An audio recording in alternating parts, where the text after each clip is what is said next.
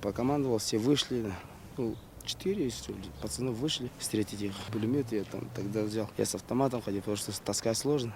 Пулемет в блиндаже был. Смотрю, там это подъехал. Все подготовились там. Ну, сразу близко. Быстро было, моментально.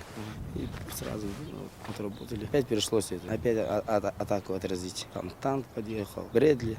Не знаю, сколько там человек, около десятки, что ли, пришли тоже. Ну, я уже тогда затурсотил, остался пацанами своими, мало осталось тогда. Ну, дальше там выстояли.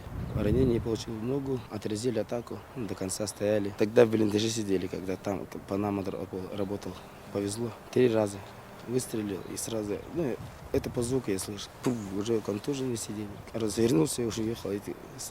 По реке выхожу, танк, говорю. Принял, говорит, связист мой. Что делать? Опять сказали, вот, обороняйтесь, держите позицию. К вам опять гости.